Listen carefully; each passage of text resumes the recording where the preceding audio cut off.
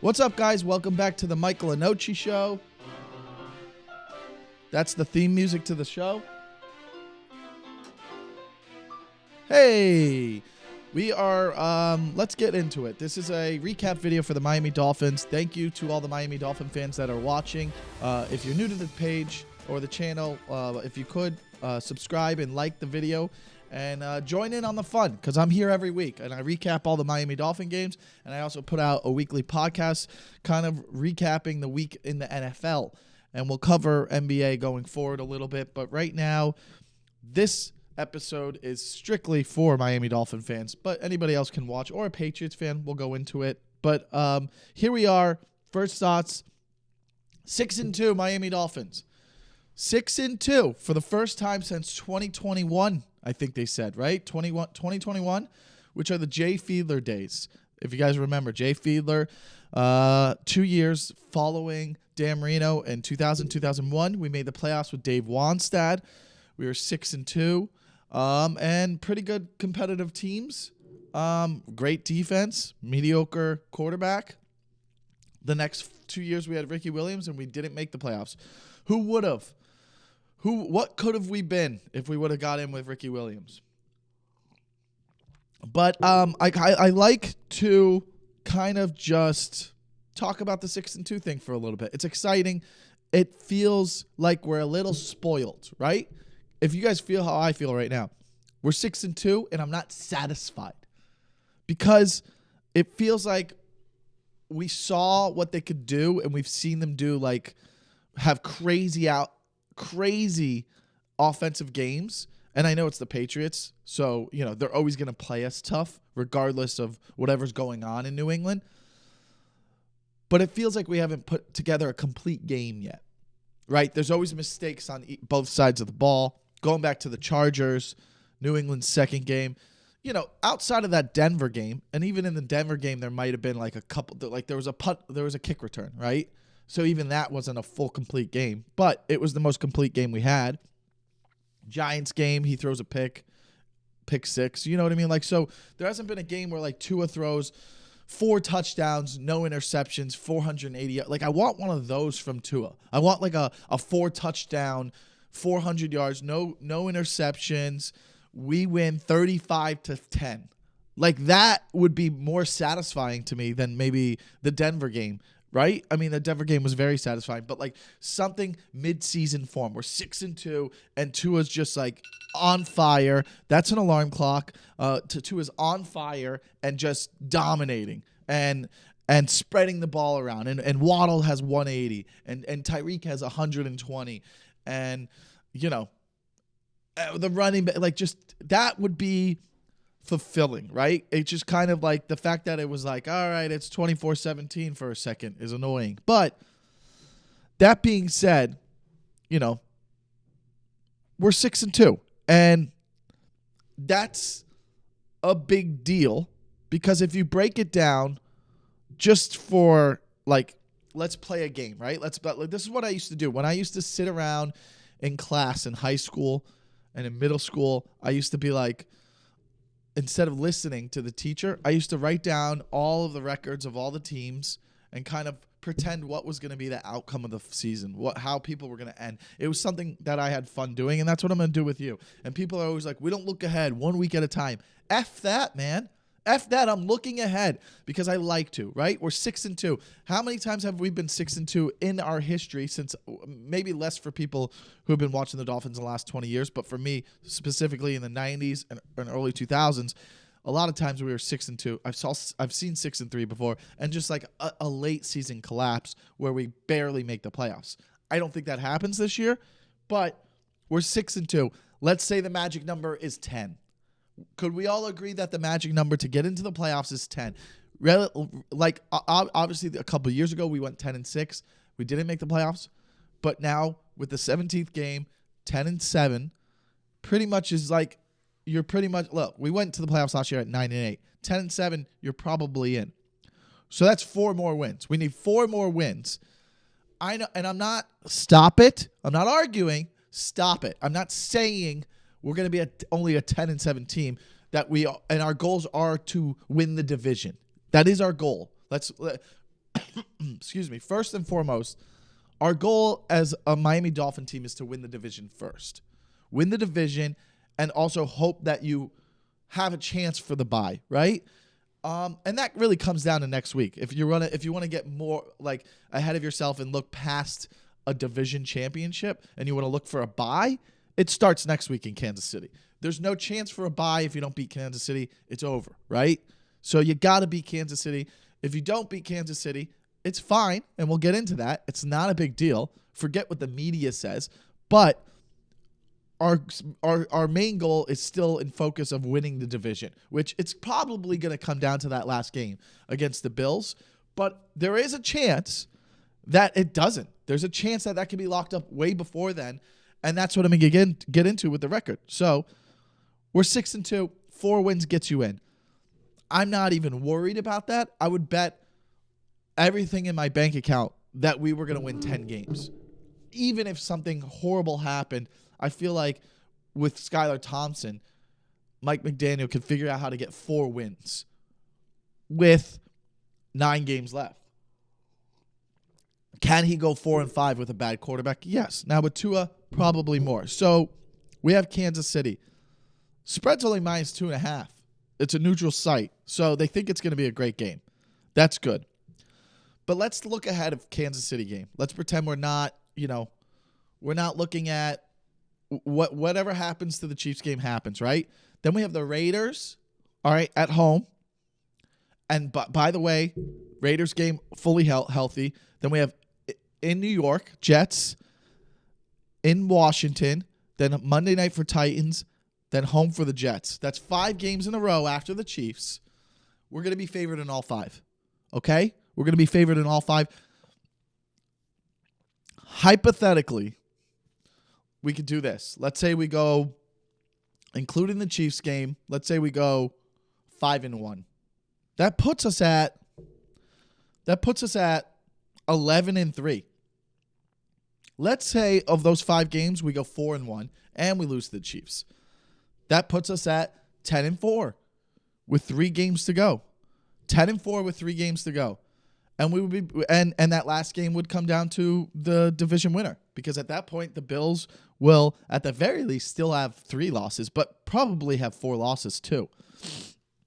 So record is in our favor down the road outside of this Kansas City Chiefs game. That's why if we did beat the Chiefs next week,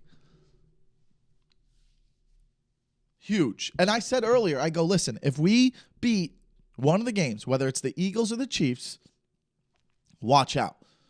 You don't want to lose bad. You don't want to lose both, because if you lose both, yes, there's going to be the media thing and being like, oh, they can't be good teams, right? That's just for the media. Who cares? Anything can happen in the playoffs. But obviously, if we lose to the Chiefs, nobody's going to take us seriously. Even if we go off and win 5 in a row after the Chiefs game. Because then we're, 11-3? You're going to be 11-3, but they're all going to sit there and say, hey, there's 3 games left, and the final 3 games are Cowboys, Ravens, Bills. Maybe they'll give us credit leaving out, but at 11-3 with 3 games left, we're probably already, the wild card is clinched at that point. So now you're, fighting for the division, and maybe Bills are good, and it comes down to the last game, or maybe they've lost 2 more and we're 2 games ahead with 3 games left, and we don't even have to worry about that game, and we still win the division. Who knows? But as a fan base, thinking of this Chiefs game, I don't want us to get fully upset and buy into the narrative that the media is going to portray if we don't beat the Chiefs. If we don't beat the Chiefs and we're 6-3, it's going to be annoying as a Dolphin fan watching sports shows. And I know that for me, the most fun is watching sports shows after wins, right? Especially when it's big wins. I mean, that's why you're watching this, right? If you're like me, you watch these shows, you're watching this, you're watching me talk about it, because it's fun to just hear people talk about the team and break down the team and your favorite team. And knowing that even if it's a close game and the Chiefs win by a field goal and we lose and we're 6-3, the narrative is going to be like, hey, they lost to the Eagles, they lost to the Chiefs, they lost to the Bills. They cannot beat a playoff team. Someone even said the other week they haven't beat a playoff team since the Ravens in September last year. So I don't know if that's the exact stat. Maybe there was a win later because we did lose to the Bengals that year, and that's the game Tua got hurt. So, yeah, that is an annoying thing. And, is it true? I disagree. The Bills game is away. They're not going to lose that one. They already had one loss. It was a desperation game. Like, people don't put these things into perspective. The Bills were 2-1 headed into that game. We're 3-0. If the Bills lose and they go 2-2, and they're essentially 2 games back in the division with a whole season left to play, that's a desperation game for the Bills. It's on the road. It's one of their first home games against a big matchup. That's not an easy place to win. I was there. It was loud as a MF, okay? The second game is the Eagles. They had just lost to the Jets, a bad loss. It's a home game. It's Sunday night, and it's arguably one of the best teams in the NFL, most complete game from defense to offense to their middle, through their O-line, their defensive line, their cornerbacks, the wide receivers, and the quarterback play.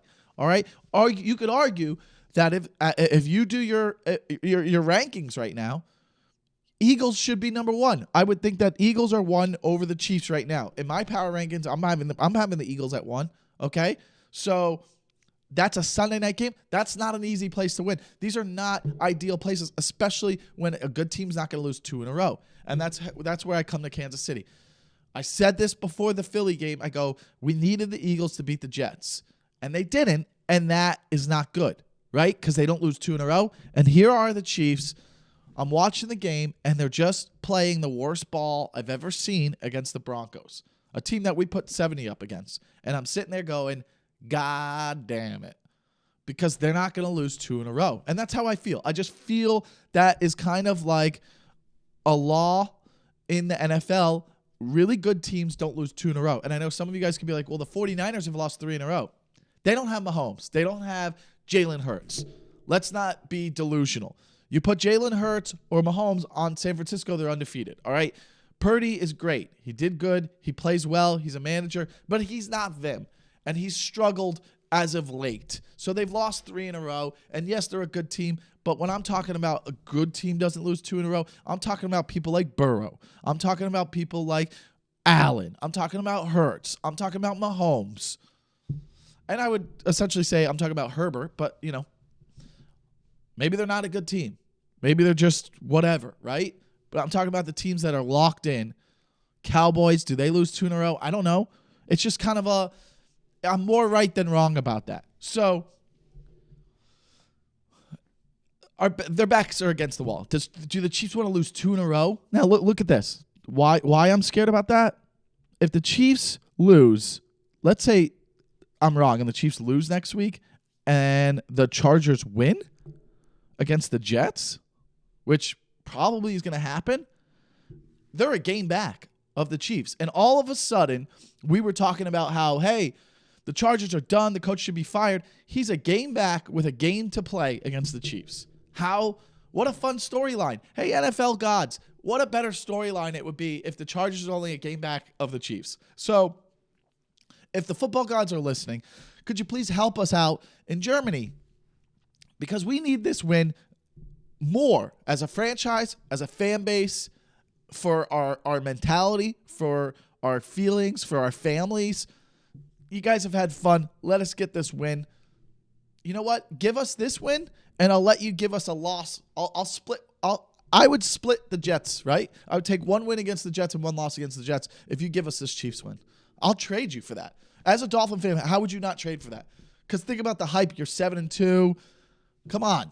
If you're going to get the 3 losses, if we're going to end the year and we're going to be 12-5 or 13-4, I'm fine with giving the Jets a win if I have the Chiefs as a win. Come on. Give me this win. That's all I'm saying. But the Chiefs just are coming off a loss. It's scary. I don't like it. Okay? If I break down the game, 2 weeks in a row, our running game is a little scary. It's been figured out a little bit, right? It's a little scary. What are we looking at? Box score. 26 carries for 78 yards. That's 3 yards a carry. Definitely a little annoying. Mostert, 13 carries for 46 yards and a touchdown. Another touchdown for him. He's got 10 rushing touchdowns, 12 on the year. He's Jamal Williams this year. Remember Jamal Williams on the Lions had like 20 touchdowns last year? That's what Raheem is doing. The running game is a little, 2 weeks in a row. It's been figured out a little bit. Obviously, that goes to our offensive line being healthy. Look, going into the game, we had, just so you know, all right, in the fourth quarter, our offensive line was this. You had Lamb at left tackle, Robert Jones at left guard, Liam Eichenberg at center, Cotton was right guard, and Austin Jackson at right tackle. You had one starter in the game in the fourth quarter. Really, really tough situation to be in. Do we make any trades in the next 48 hours to get more depth at the line going forward? I don't think so. I don't think that we are going to do anything in the trade before the trade deadline. But if I had to make a trade for someone, definitely, a lineman would be good. I would have said let's try to get the safety, Justin Simmons in Denver. But guess what? Denver's not going to be in the trade talks anymore because they're 3-5 and they have an outside chance at a wild card now. So how about that? How about that? They are just they're all in it. 3-5, you're not out of it. So, anyways, next game against the Chiefs, I expect the O-line, unless something crazy happens, our O-line to be Lamb is our left tackle. I would assume Liam Eichenberg goes to left guard because he has experience there. And Connor Williams will be back, so he's our center. So we have our starting center and our starting right tackle back in the game. Austin Jackson will be there, and I expect Robert Jones to be the right guard, unless Hunt is back. If Hunt is back, we don't know yet. I haven't heard anything about it. But if Robert Hunt is back, then we'll have Connor, Hunt, and Jackson, and our whole right side will be our starters, and we'll have Liam and Lamb on the left side. And Lamb's played great at left tackle. But that's just going into the Chiefs game. I expect that at least we'll have Connor and Jackson back. It helps a little bit. Hopefully Hunt is back, and that was just kind of like, he had a tight hamstring thing. But it could be beneficial. I mean, you got to look at it. It's a long year. It's one game. You're 6-2. You got to start thinking, if you're the Dolphins, hey, we have a bye week after the Chiefs. You want to be heavy headed into December for your playoff push.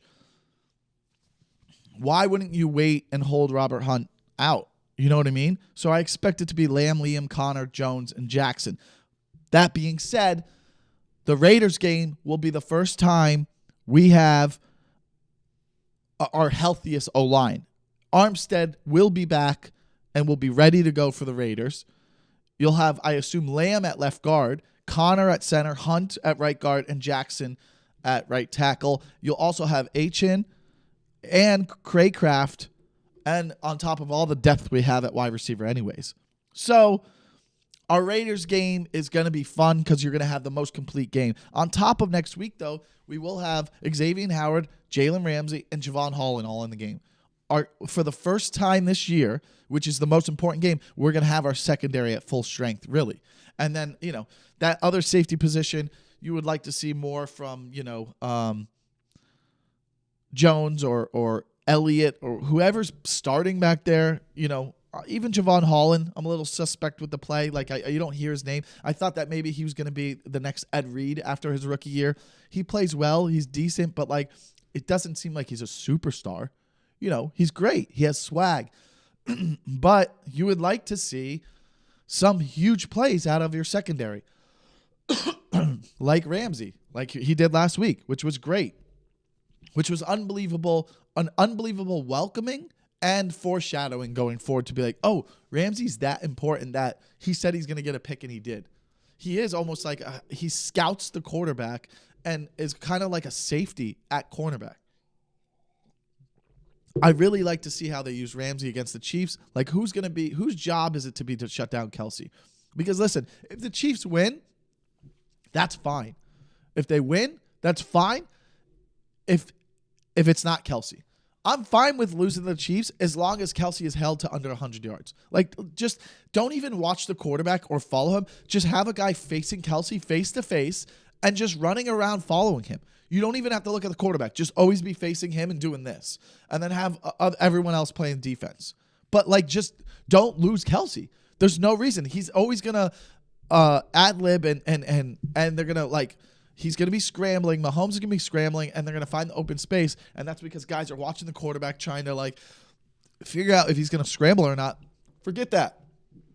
One guy is on Mahomes, kind of a linebacker, whether it's Baker or David Long.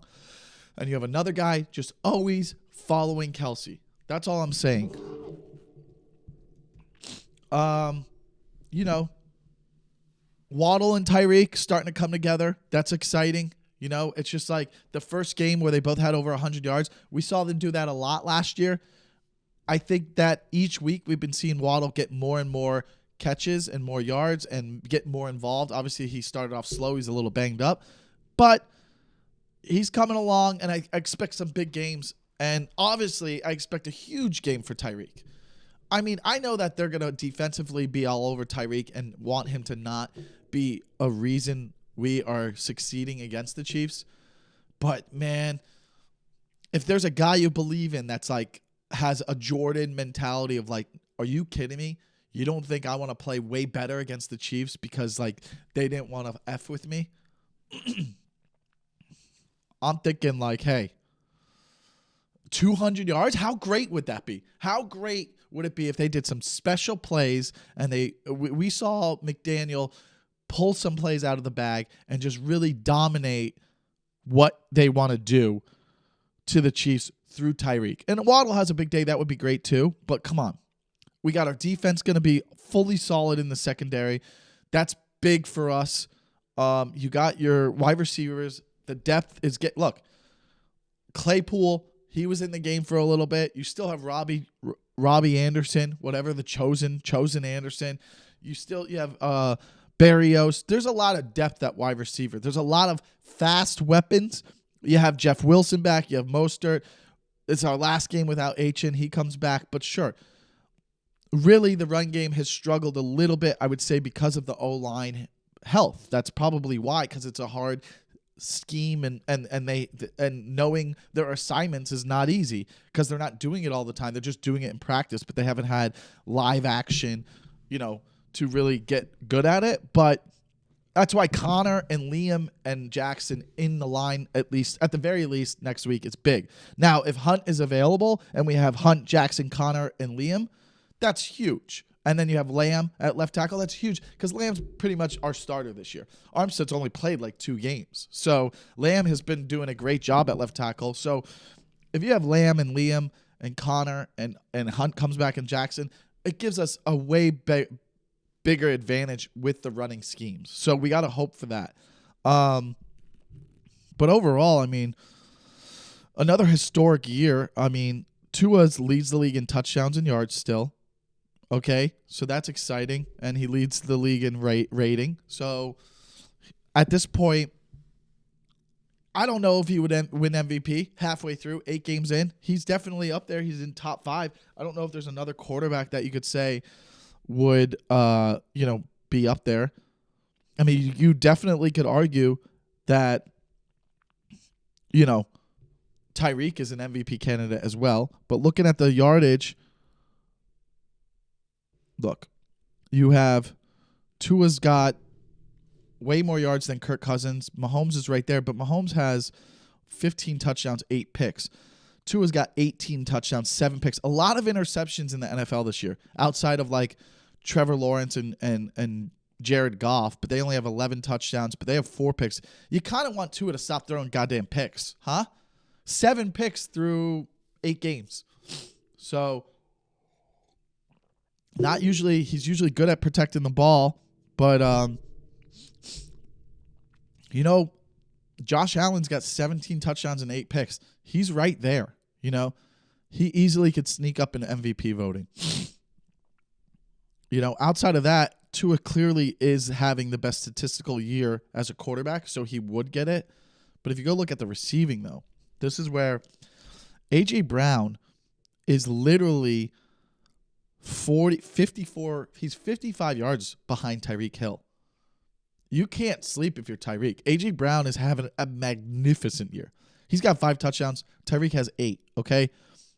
Tyreek has 61 receptions, not in the league. Stephon Diggs has 60, leads the league with 64. So Tyreek Hill's 3 behind Stephon Diggs, but he has 1,000 yards and 8 touchdowns. So Tyreek Hill almost has the triple crown as a wide receiver, which you would like to see. That would be cool. Now, how amazing is this? Rushing-wise, Devon Achane is still top 10 rushing right now. And he's missed, what? He's missed 3 games now. The last 3 games, right? He's missed the last 3. He'll miss 4 total before he comes back. And then he missed the first 2 to start. He's missed 6 games this year, and he's top 10 in rushing. More than Mixon, Hall, Edwards, Pollard. But he's literally at 460 still. And has 5 touchdowns, which is still, up there in the top 10. Raheem Mostert is number 6 in rushing right now. So, still pretty incredible statistically. Now, let's go look at the playoff picture. The Chiefs right now are number 1 at 6-2. Miami 6-2 at number 2. Jacksonville 6-2 at number 3. Baltimore 6-2. The divisions are starting to shape up. Who's the best team of each division? You have it right here. Kansas City, Miami, Jacksonville, Baltimore. All right. Then you have the 5 seed would be Buffalo at 5-3. Makes sense. Pittsburgh at 4-3. That's a little bit of a shocker for people. And we don't believe they'll be there in the end, especially if Pickett is hurt and we don't know what's going to happen going forward. And then the 7th seed being Cleveland at 4-3, who kind of gave a game away there at the end. And then you have just on the outside, the Jets at 4-3, the Bengals at 4-3, and then Houston's 3-4, Tennessee's 3-4, Chargers 3-4, Vegas 3-4, Indy 3-5. I would say after Indy, Denver, New England are the bottom 3. Kind of going to be hard for them to kind of squeeze in the playoffs. I would keep an eye out on Denver because guess who's having a secretly kind of good statistical year? Russell Wilson. So who knows? It's a long season. But you expect the Bengals to kind of really make a push and fight for that division, and they'll be in there. You can just tell. And Cleveland, I feel like, falls off a little bit, especially because we don't know what's happening to Deshaun Watson. Pittsburgh falls off a little bit. Jets are always going to be hovering around. They're going to win. They're going to lose some. They're going to win some. I think Aaron Rodgers is going to come back based off what I've seen so far. And then even Tennessee. Is that a Cinderella game from Will Levis? That was unbelievable. 4 touchdowns. Easily could be a wild card team, but these teams have 3-4 losses. They're all going to end with 6-7. There's, like I said, 10 wins is going to definitely get you in. There might be even a 9-8 team that gets a wild card team, but we're at the top. We're at the very least, I am comfortable saying this. The last game of the season, at the very least, will be for the division. I can promise you that. There's a small chance that we don't have to play that game. If we can win, and it starts next week, if we can win a game like the Chiefs, and then we have that stretch of 5 games and we can go on a bigger win streak, there's a chance that we don't even have to play that Buffalo game, that we have things locked up, and that's like kind of like a mini bye week for us going in to the playoffs. Would they still start our starters? It depends. If we had the 1 seed, we probably would because you don't want 2 weeks off. So I'm just saying, there's a chance that that game won't matter, but I'm excited, man. This is kind of, like I said, the best team I've seen since one of Marino's teams when we went 7-1 in 99, and then we blew that and ended up 9-7. That was disgusting. And then we lose to Jay Fiedler and the Jacksonville Jaguars. So there's a lot to be excited about. Let me know what you think in the comments. Tell me how you feel about this team. Tell me what you think about looking forward. That's what's great about this show is we get to look forward. We don't look at one game at a time. I look at the playoff picture every week now because it's fun and it's fun to fantasize because that's what we have to do as Dolphin fans. But a full strength defense next week in Kansas City. Again, Don't jump on the narrative. Don't be upset if something bad happens and we lose to the Chiefs. It's still a good team. These are hard games to win. We're not at home. At the end of the year, the narrative can change when we play the Cowboys at home, or we play in Baltimore, or we play the Bills at home. So much can happen before then. I'm not going to get too strung up and like, oh, they can't beat a good team if we're 6-3. Right now, we're in a good position, and if someone said to you before the season, hey, you're going to be 6-2, you would have been like, I'll take that. Even if someone said you're going to be 6-3 headed into a 5-game stretch where you're favored in all 5 games, you'd be like, great. That's great. I just want to have a healthy team in the playoffs and be fighting for a chance to go deep into the playoffs. And I know that if Tua is healthy and we have this offense, we have a chance in any single game. There's not a game I'm scared of. And I think Travis Wingfield put out a tweet the other day. How do you know you have a good team? The level of stress you have. And he goes, I've only had it twice. I had it in the Eagles game, and he had it in the Bills game. Outside of that, I've never had stress in any of our 6 wins. And that's true. Maybe a little bit in the Chargers game. But outside of that, I've never thought we were going to lose. Even when we were down 7, we were down 14. Even when we were down to some of these bad teams, I've never had stress with this team besides 2. That's kind of a new feeling, to be kind of comfortably watching a Dolphins game going, it's going to be fine. So that's exciting. So let me know what you guys think in the comments. Make sure you subscribe and like. I put out Dolphin recaps every week, and we have a full NFL recaps. That will be out tomorrow. And let me know what you think. And I'm excited, man. Fins up. Thank you for watching, and we'll see you guys later. And if any of you guys are stand-up fans, check out my website. I got tour dates coming. Tampa, Orlando, Boca, New York City. Tickets are at michaellenoci.com. Can't wait to see you guys out there.